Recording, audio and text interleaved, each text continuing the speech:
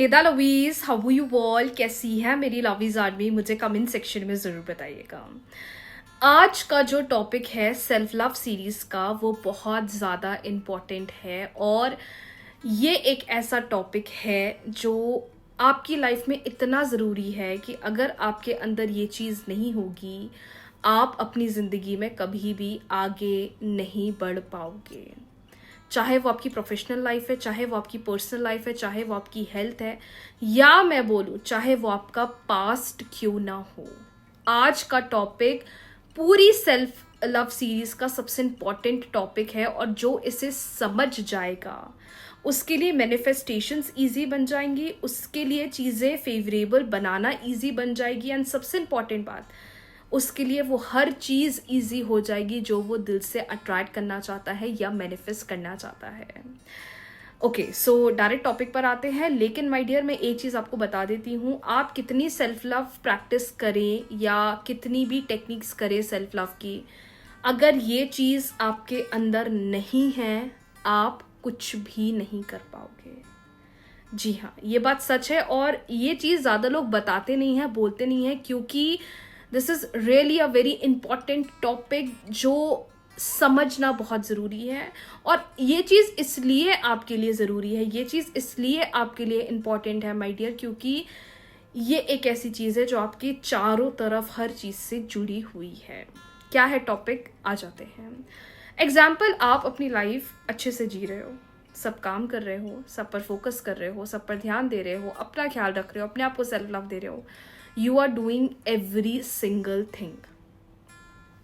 Problem आ गई है किसी सडन इशू की वजह से, कोई सडन इंसिडेंट की वजह से या कोई इशू की वजह से किसी ने आपके साथ गलत कर दिया, या आपसे कुछ गलत हो गया, या फिर लाइफ में कुछ ऐसी सिचुएशन आपकी हो गई कि हमने सोचा ही नहीं था कि ये कभी होगा, हमने कभी सपने में नहीं सोचा था। कहते हैं ना कि यार मैंने कभी सपने में नहीं सोचा था कि मेरे साथ ये हो जाएगा, या मैंने कभी सपने में नहीं सोचा था कि वो इंसान मेरे साथ ऐसा कर देगा एंड एक्स वाई जेड।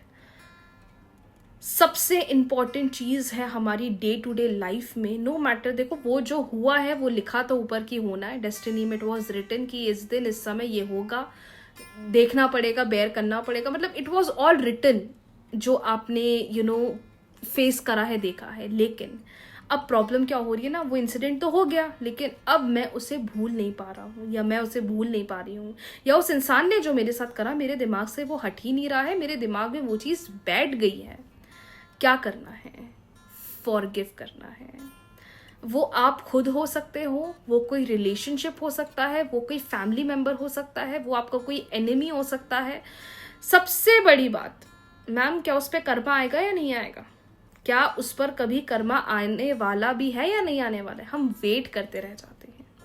लेकिन डिवाइन का, यूनिवर्स का सबसे बड़ा सिद्धांत है ये, जब तक आप खुद, मतलब जब तक आप खुद को, सामने वाले इंसान को माफ नहीं कर देते ना, आप अपने नए सिचुएशन की तरफ या नई ब्लेसिंग्स की तरफ नहीं बढ़ते। क्योंकि जितना आपके दिल में वो सब बातें चल रही हैं, वो हर्ट है, वो नेगेटिविटी है, वो आपको लाइफ में आगे नहीं बढ़ने देती। इसलिए मैं आप सबसे हमेशा कहती हूँ, हो अपोनो प्रेयर रोज करा करो।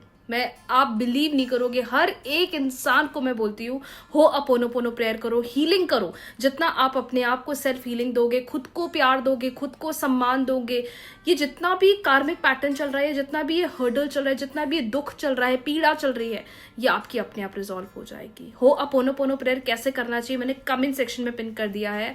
बट माय डियर, किसी का भी कोई पुराना ग्रज अपने अंदर मत रखो। और सबसे इंपॉर्टेंट बात, अगर आप चाहते हो कि उस इंसान पे कर्मा आए, उसने मेरे साथ जो करो उसको रियलाइजेशन हो, उसको समझ में आए, वो तब तक समझ में नहीं आएगा जब तक आप उसे अपने अंदर से माफ नहीं कर दोगे।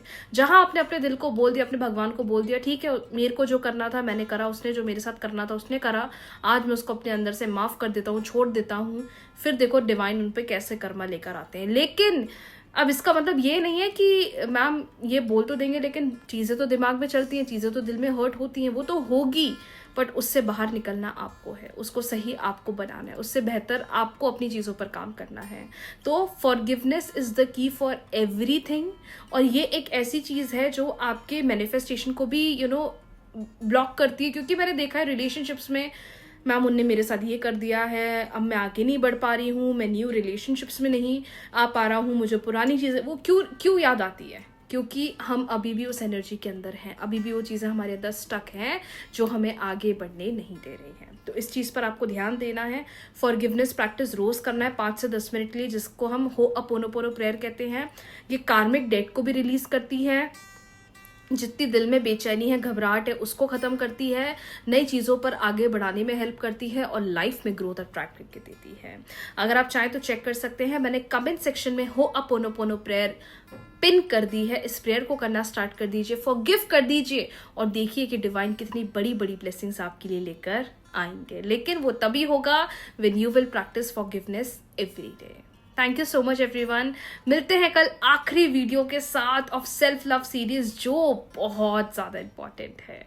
और सबसे बड़ी बात, जब तक आप खुद को हील नहीं करोगे, खुद के पास्ट सिचुएशन को हील नहीं करोगे, जब तक आप खुद को अंदर से वो पुराने पैटर्न से बाहर नहीं निकालोगे, हीलिंग नहीं दोगे, नई चीज कभी भी नहीं आएगी। इसलिए फॉरगिवनेस प्रैक्टिस करना बहुत ज्यादा इंपॉर्टेंट है।